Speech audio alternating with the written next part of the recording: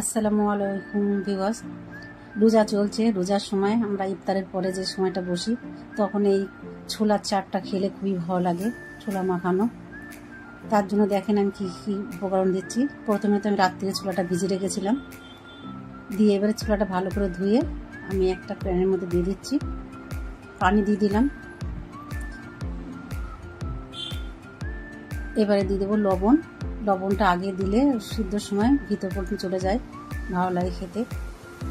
অনেকেই আছে কাঁচা ছোলা খেলে পেট ভারী হয়, হজম হয় না, অসুবিধা হয়, কিন্তু ছোলাটা যদি সিদ্ধ করে নেন তাহলে পেটও ভারী করবে না, তাড়াতাড়ি হজম হয়ে যাবে, উপকার হবে। তো দেখতে পাচ্ছেন আমার ছোলাটা সিদ্ধ হয়ে গেছে। আমি এবারে গরম পানি থেকে উঠিয়ে ঠান্ডা পানির মধ্যে দিচ্ছি। ঠান্ডা পানির মধ্যে দিলে হবে কি ছোলার কালারটা চেঞ্জ হবে না, সাদা হয়ে থাকবে, সুন্দর লাগবে। আর পানিটা না দিলে ছোলাটা কালো হয়ে যাবে। তো পানিটা ফেলে দিয়েছি আমি, দিয়ে এবার দেখেন পাত্রটা ছোট হয়ে যাচ্ছে বলে ছোলাটা আমি অন্য পাত্রে নিয়ে নিচ্ছি। একে একে ঢেলে দেবো পাত্রের মধ্যে।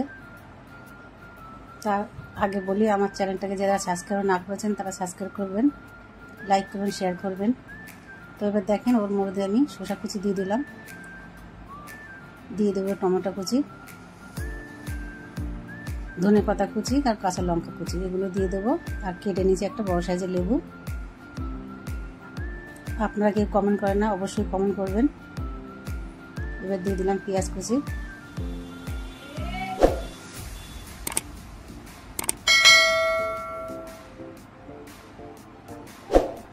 এবার দিয়ে দেবো আমি বিট লবণ। সিদ্ধর সময় আমি এমনি লবণ দিয়েছিলাম, ওই জন্য বিট লবণ দিয়ে দিচ্ছি। এবার দিয়ে দেবো লেবুর রস, যে লেবু আমি কেটে নিয়েছিলাম সেটা চেপে ভালো করে দিয়ে দেবো হাত দিয়ে। লেবুর রসটা দিলে ভালো লাগে খেতে, আপনারা অবশ্যই ট্রাই করবেন। রোজার ইফতারের পরে নামাজ আদায় করার পরে বসে খেতে খুবই ভালো লাগে। এতে শসা টমেটো দেওয়ার কারণে এবার দিয়ে দিচ্ছি আমি চাট মশলা। শসার কারণে শসার ধনেপাতা কুচি টমেটো, এর জন্য এগুলো উপকারী হয়, ক্ষতি হয় না। আর সিদ্ধ করা আছে ছোলাটা, আপনারা খাবেন। দেখতে দেখতে আমার ছোলার চাটটা রেডি হয়ে গেল, চানা মশলা যাকে বলে। কেমন লাগাচ্ছে অবশ্যই জানাবেন।